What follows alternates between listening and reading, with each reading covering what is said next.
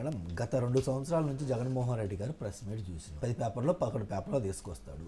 అదే స్క్రిప్ట్ ఆ ఛానల్ తిట్టడం కానీ, ముఖ్యమంత్రి గారిని తిట్టడం కానీ, ఉప ముఖ్యమంత్రి గారిని తిట్టడం కానీ, నేను మంచోడిని మంచోడు ఎప్పుడు ప్రతిసారి నేను మంచోడిని చెప్పుకోరు మేడం. ప్రజలు అతను మంచోడా చూపిస్తారు. ప్రజలు మంచోడా కాదని ఆల్రెడీ అతను డిసైడ్ చేసి వదిలేశారు. అందుకే ఆయనకి 11 సీట్లు ఇచ్చారు. ఆయనకి ఏం చేయాలో తెలియక ప్రతిసారి ప్రెస్ మీట్ పెట్టి నేను మంచి చేసావా నువ్వు అనుకున్నావు. ప్రజలు అనుకున్న మంచి వేరు, నువ్వు అనుకున్న మంచి వేరు. నువ్వు అనుకున్న మంచి నీ ఇంటికో నీ 11 మంది ఎవరైతే బినామీలు వాళ్ళకి మాత్రమే నువ్వు మంచి చేసావు.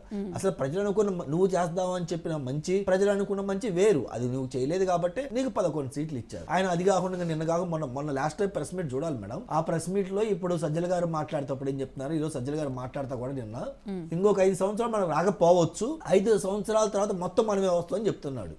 అంటే ఇండైరెక్ట్ గా ఏం చెప్తున్నాడు, వాళ్ళ కార్యకర్తలకు కానీ నాయకులు కానీ, వారి బాబు నెక్స్ట్ 5 years కూడా మనం వచ్చేది కనపడలేదు, కోట ప్రభుత్వం కొద్దిగా ఛాన్స్ ఇవ్వట్లా, మనం ఎంత బురద కలుగుదాం అనుకున్నా కానీ వాళ్ళు ఈజీగా కడుక్కుంటున్నారు, ఎందుకు బురద ఎవరు జిల్లారెడ్డి సాక్ష్యాల ద్వారా బయట పెడుతున్నారు. నిన్న కాక మన వైసీపీ కార్యకర్త మన వైఎస్ఆర్ బొమ్మని పడగొట్టేసి వాళ్ళని చెప్పి మనం ఏదైనా సానుభూతి పొందామని చెప్పి మనం చూసినాం. తీరా ప్రెస్ మీట్ పెట్టారు, ఫుటేజ్ బయట పెట్టారు, అతను ఎవరుతున్నారు ఏదో డీటెయిల్స్ మొత్తం పెట్టారు. మనం ఎంత జనసేన, ఎంత బీజేపీ, ఎంత టీడీపీ కార్యకర్త అన్నా వాళ్ళు ఇది కావట్లేదు, ప్రూఫ్లన్నీ బయట పెడుతున్నారు. ఎవరో మొన్న ఒక అబ్బాయి ఎవరో భరోసా పార్టీ పెట్టి వాడు కొట్టుకొని జై శ్రీరామ్ అన్నట్టు చెప్పినట్టు. సో మన స్క్రిప్ట్ ఏందో ప్రజలకు అర్థమైంది. మనల్ని అందరినీ కాపీ కొడుతున్నారు, కొంతమంది సరిగ్గా చేస్తున్నారు, కొంతమంది దొరికిపోతున్నారు. మన అన్న సరిగ్గా చేశాడు కాబట్టి మనం దొరికిపోలేదు, అందుకే మనం గవర్నమెంట్ లోకి వచ్చాం అని చెప్పి చెప్పడం జరిగింది. సో దాంతో పాటు ఏం చెప్తున్నారు, జగన్మోహన్ రెడ్డి గారు లోకల్ బాడీ ఎలక్షన్స్ వస్తుంది, దయచేసి అట్లీస్ట్ మీరు ఏకగ్రీవం కాకుండా చూడండి, అట్లీస్ట్ నామినేషన్ అన్న వేయండి అని చెప్పి చెప్పడం జరిగింది. గతంలో లోకల్ బాడీ ఎలక్షన్ అప్పుడు ప్రెస్ మీట్, ఇప్పుడు local body election press meet మీరు కంపేర్ చేస్తే, గతంలో లోకల్ బాడీ ఎలక్షన్ అప్పుడు ఆయన ఏం చెప్పారంటే 90% లోకల్ బాడీలు ఏకగ్రీవం కావాలి అని చెప్పి వారు వన్ సైడ్ గా ఆయన అందరికి ఎమ్మెల్యేలందరికీ దిశానిర్దేశం చేసి ఇచ్చేశారు.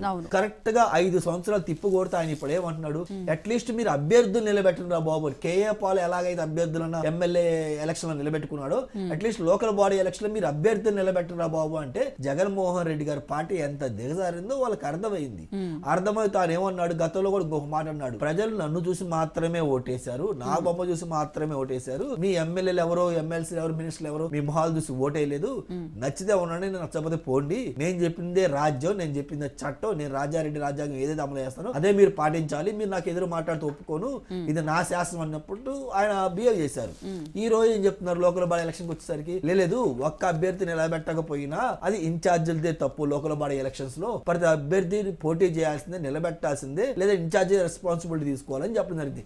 అంటే గతంలోనేమో నీ వల్లే గెలిచారు, నీ వల్ల అని చెప్తున్నారు, అంటే ఈ రోజు ఏం చెప్తున్నారు అంటే ఆయన గ్రాఫ్ ఎక్కడి నుంచి ఎక్కడికి పడిపోయిందో వాళ్ళకి అర్థమైంది. దాంట్లో బాగానే సజ్జల గారు ఏం చెప్తున్నారు, ఇంకా నెక్స్ట్ 5 సంవత్సరాలు మనం వస్తామో తెలియదు, వాళ్ళు 5 సంవత్సరాల ఎలక్షన్ ముందు ఏదో ఒక మేనిఫెస్టో ఏదో ఒక హామీ తీసుకొని వస్తారు, మళ్ళీ మనం ఓడిపోవచ్చు, నెక్స్ట్ 5 సంవత్సరాలు డెఫినెట్ గా మనం వస్తామని చెప్పి రేపు వచ్చే 5 సంవత్సరాలు కూడా సజ్జల గారు చేతులు పైకెత్తేశాడు.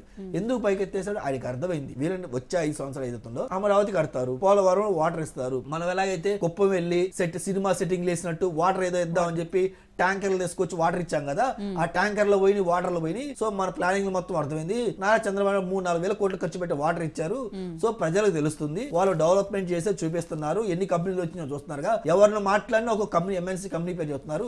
మనం ఏమన్నా కూరగాయల మార్కెట్ లేదా చేపల మార్కెట్ ఇంకొక మార్కెట్ ఎందుకు గతంలో మనం చెప్పిన వాళ్ళు ఏది చెప్పినా కానీ ఎంఎన్సీ కంపెనీ పేరు తెప్పించి ఇంకేం చెప్పట్లా, ఆ వంతు కంపెనీలు వస్తున్నాయి, సో మన పని అయిపోయింది, నెక్స్ట్ 5 years మనం రావురా బాబు అని చెప్పి సజ్జల గారు కూడా చెప్పడం జరిగింది. సో ఇంకా కార్యకర్తలు ఆలోచించుకో